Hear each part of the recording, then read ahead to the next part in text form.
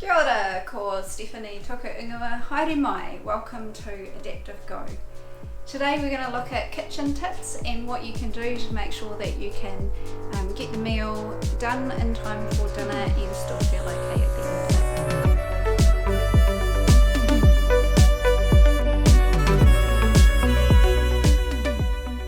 it. So to get around in cooking dinner, I use two main strategies to help me.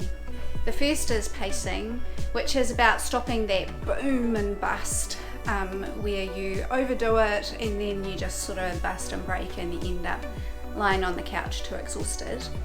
And then the second activity is joint protection, which is how I change what I do so that I can protect my joints and prevent the pain from coming. I researched some of these today and I've put links below. The best strategy that I found for pacing was worked up by the New Zealand ME Awareness organisation. This is patient-led, and I felt like the pacing techniques described in there were really helpful. I've also worked with an occupational therapist up at the hospital. She was fantastic. We focus first on pacing. In pacing, this is about chopping or cutting out anything that you don't need to be doing, changing or adapting what you do, and mixing it up. These are three pacing strategies worked up by the ME Awareness Society.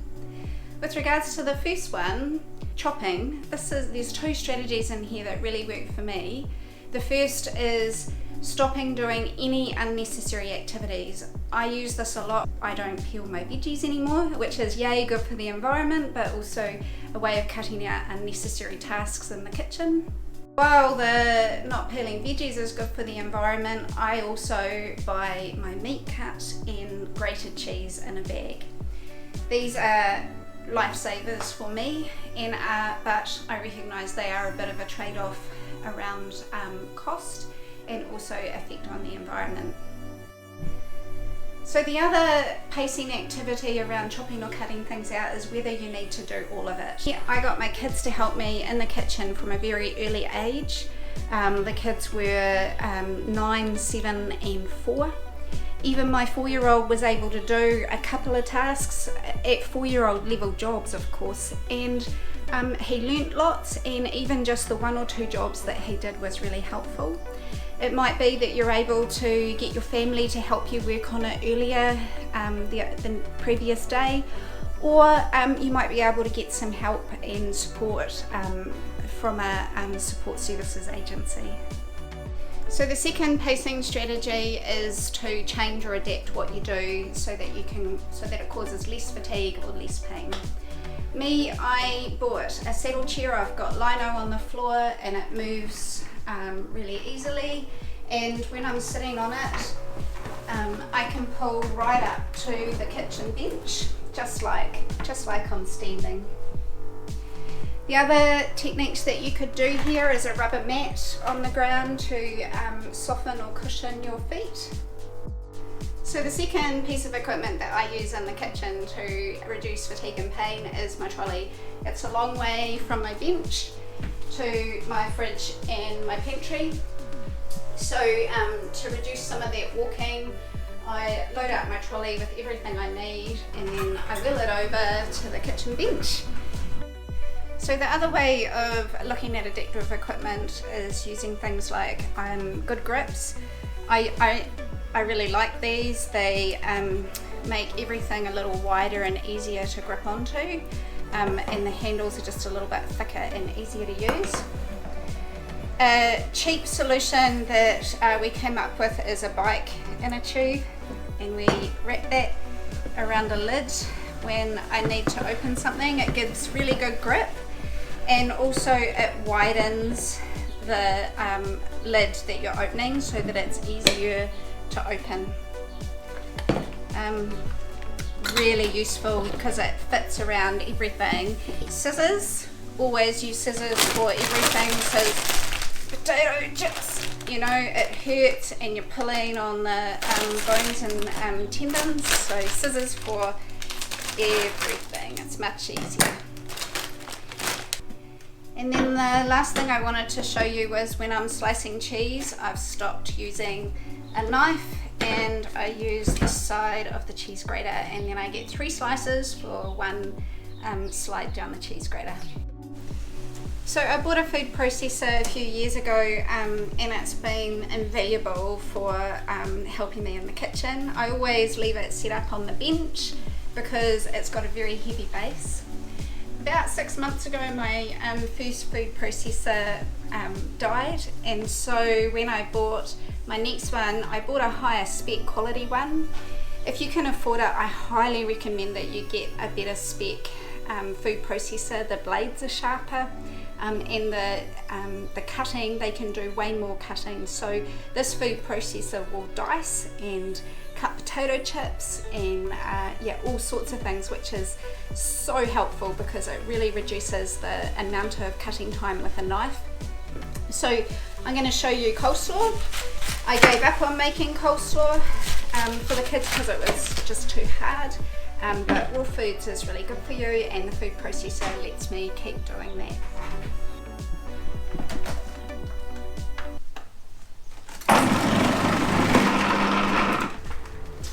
So celery, make sure you use the scissors on the blade wrap.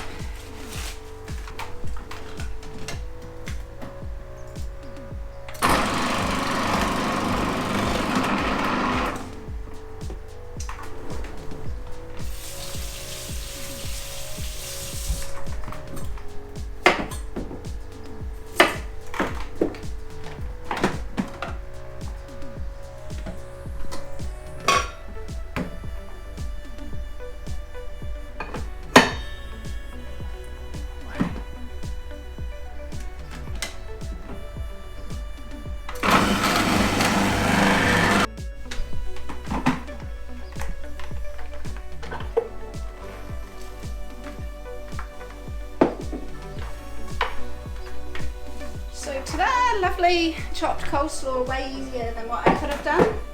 But I have to let you know the downside of a food processor is the dishes. It's changing the environment. This is where you look to move things around in your environment so that they're easier for you. It's things like leaving your heavy food processor on the bench so that you don't have to lift it all the time. It's making sure that your dishes are in easy reach of the dishwasher, so my plates are just here. It's putting heavy things up high if you can. We don't really have the space to hang pots, but that's sort of the general idea.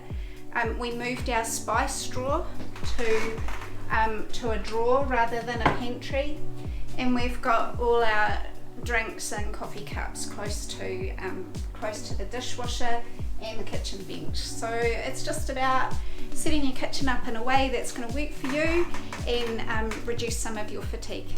The last strategy in the pacing strategies is mixing it up. This is where you might do some task switching. So you might sit for a while, you might stand for a while, you might do a couple of activities in the kitchen and then go and read a magazine or play with your children or watch TV with them, depending on energy levels.